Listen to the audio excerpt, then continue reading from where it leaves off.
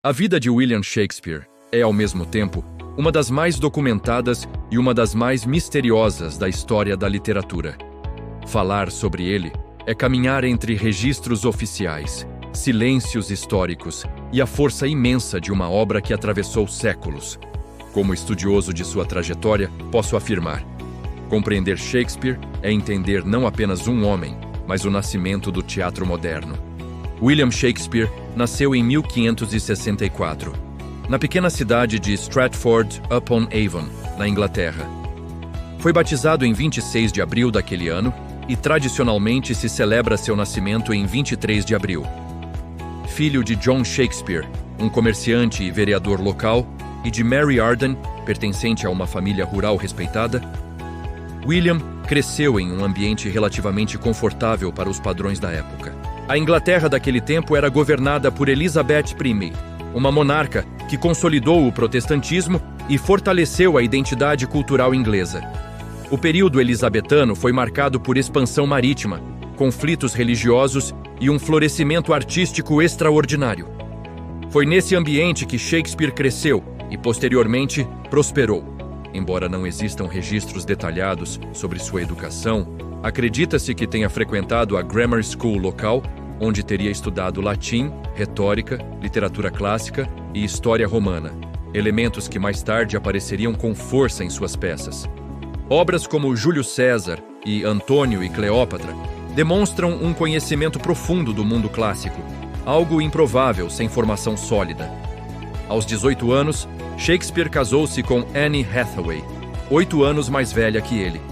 Tiveram 3 filhos, Susana e os gêmeos Hamnet e Judith.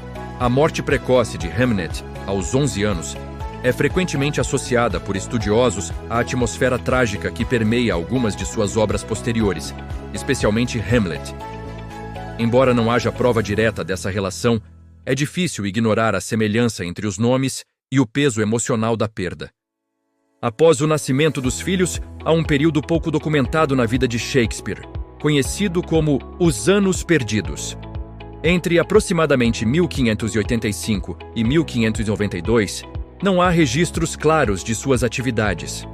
Quando volta a aparecer nos documentos históricos, já está em Londres, atuando como dramaturgo e ator.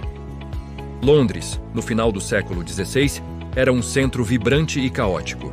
O teatro popularizava-se rapidamente, apesar da resistência de autoridades religiosas que o consideravam imoral. Shakespeare tornou-se membro da companhia teatral conhecida como Lord Chamberlain's Men. A obra de Shakespeare costuma ser dividida em 3 grandes fases: comédias, peças históricas e tragédias.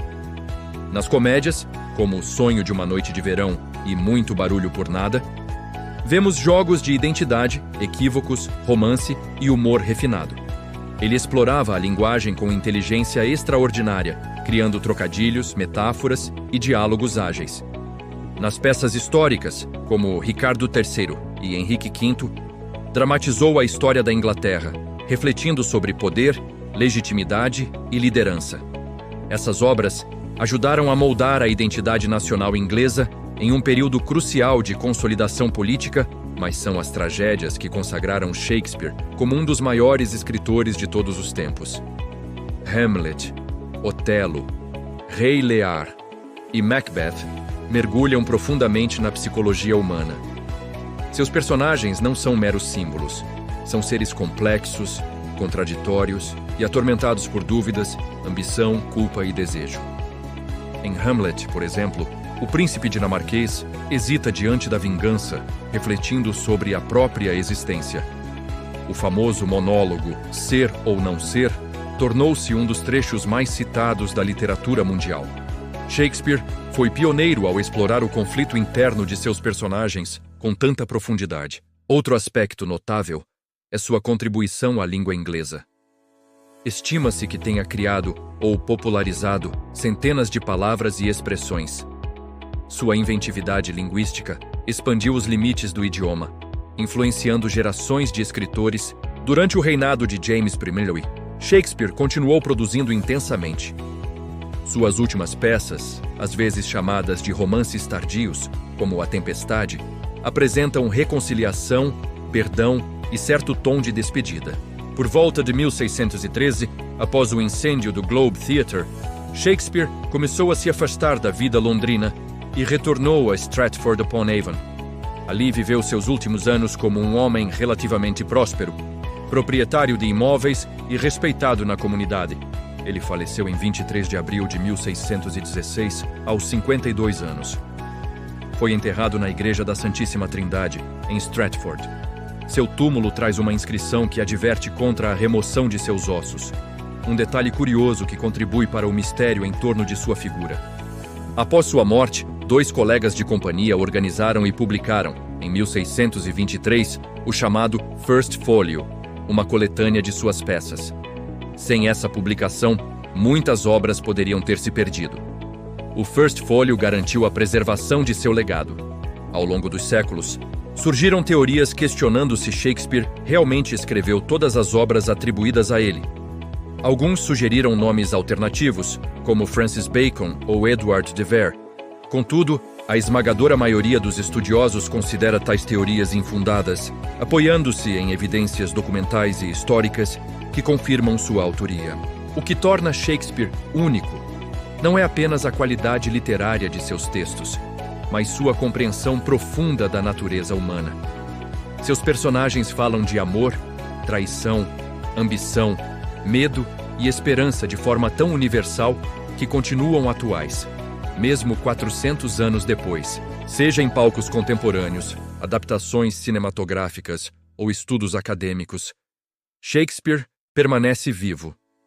Sua obra atravessou fronteiras culturais, foi traduzida para dezenas de idiomas e reinterpretada em diferentes contextos históricos. Estudar Shakespeare é perceber que ele captou algo essencial sobre o ser humano.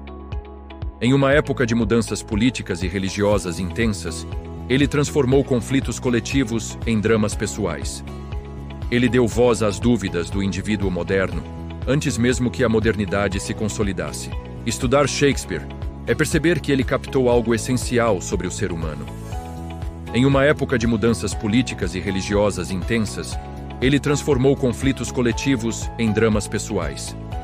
Ele deu voz às dúvidas do indivíduo moderno, antes mesmo que a modernidade se consolidasse. E talvez seja esse o maior testemunho de sua vida. Não os documentos oficiais, mas a permanência de suas palavras